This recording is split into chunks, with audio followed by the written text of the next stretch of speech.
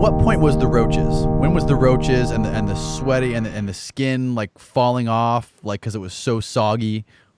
All right. What point was I that? spent an extremely long time fighting my case. I got the lawyer that the New Mexican Mafia guys recommended to me. Mm-hmm. And because I wasn't cooperating, because I wouldn't sign a plea bargain, the prosecutor pulled out every dirty trick in the book, including criminalizing my girlfriend so she couldn't visit me. So as it's going along, I'm also in court. When we go to court, all my co-defendants, I get to meet them. So me and Wildman, we're like, all right, we've got a united front now. My lawyer is the lead lawyer.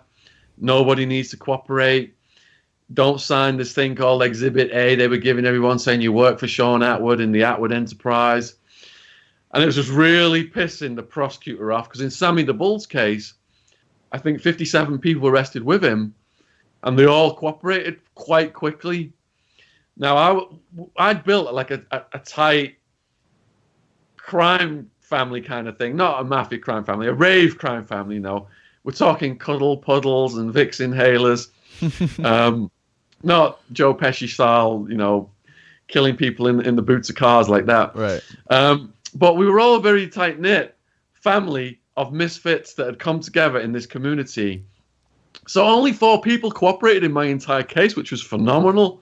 Wow. So the prosecutor was frantic. My lawyer saying they've got a flimsy case.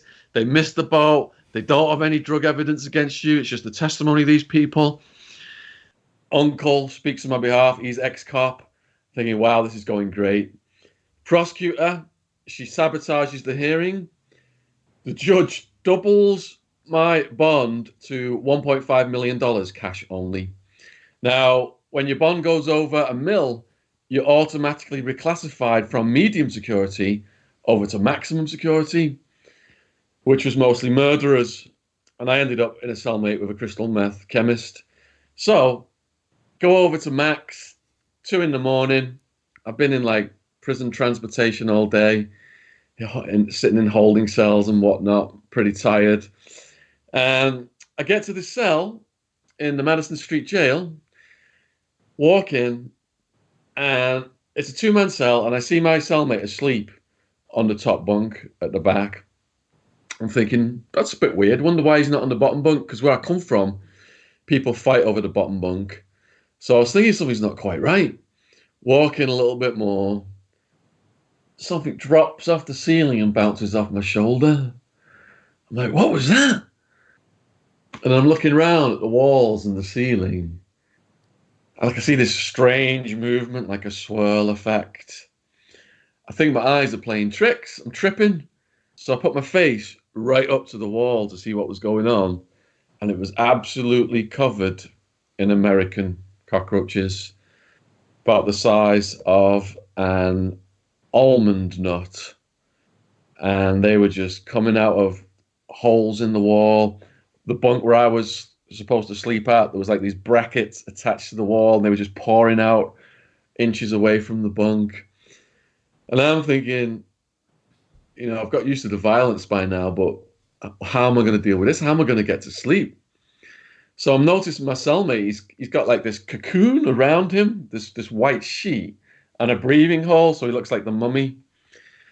So I got on the bunk, wrapped myself up in the sheet. But this is the Sonoran Desert. It's almost like 120, 130 degrees on your scale, almost 50 degrees on our scale. And if you wrap yourself up in a sheet, it traps that hot air to your body.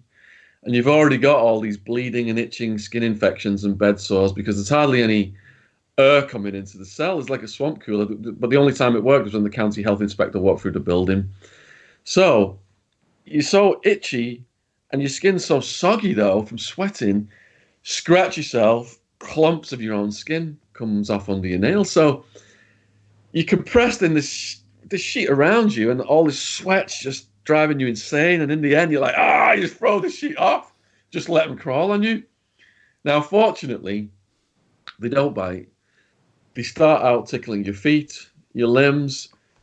To this day, if anyone tickles my hands, I flinch because I woke up some nights I'm tickling my hands. Get on your face, mouth, nose. But the favorite place of all is going in your ears to eat your earwax. It's like honey to them. I mean, I would rip a piece of towel and make a little cloth to wash my face.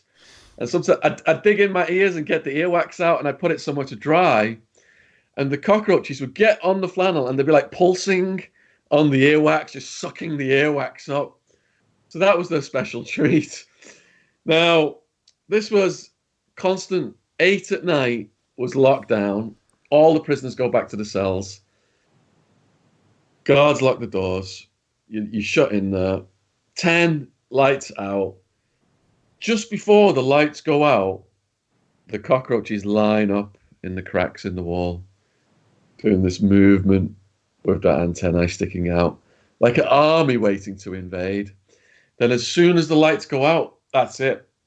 They just flood the room. So over time, you got all these fungal infections on your skin. And so over time, you just accept that they're going to crawl on you. I woke up, constantly with them tickling me, going on my face, on my mouth. And you kind of, in the end, you're rebelling against it and you're going days and days without sleep. And they had to put me on some medication. But you learn to be at peace with your cellmates, whether they are humans or insects in the long run. Otherwise, you're going to do yourself in psychologically. So I learned all of their characteristics. If you start like slapping a sandal down on one, it releases a chemical smell, and these warrior ones come running under your cell door. If they manage to lay the eggs, which are in a piece of a worm, it looks like a piece of a worm, and they'll attach that under your bunk, or they'll attach that to one of your books. If you don't notice it, and that thing bursts open and all those little ones come out, they're all over the place as well then. Some prisoners were doing cockroach races, gambling on the winner. If you try and drown them, they just pretend that they're drowned. They get into this position, but they're actually holding oxygen to themselves. They're just crafty little bastards. I saw white ones, look like albino ones. But yeah, I mean, I'd just watch them in the end and just laugh at them. And I would cement all the cracks in the walls. I remember one time I cemented my whole cell and I was so proud of myself. The smell smelled minty fresh. They had this, Sheriff Joe Arpaio gave us this toothpaste called Amerifresh. And years later, it was, I think he was buying it from China or something. Years later, it was learned there was like antifreeze in it and all this kind of shit. Oh my God. Yeah. So that night that I sealed the whole cell up and I was at peace, the guards come, roll up, Attwood, we're moving you to another cell, and I didn't have any toothpaste left. And that cell was just even worse with the cockroaches from the cell that I'd left. I tried to meditate at night. In my black and white striped trousers, pants, I tuck them into my pink shorts, sit on some books, get in the position, and I've got my trousers tucked into my socks so that they can't, start crawling up my legs.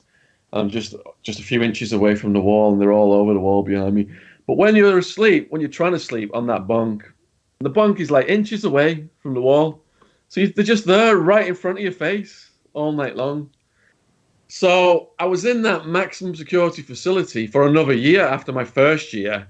Spent my whole second year, a year and 2 months in the maximum security Madison Street jail, which was, completely cockroach infested. So I had to learn to harmonize with the insects.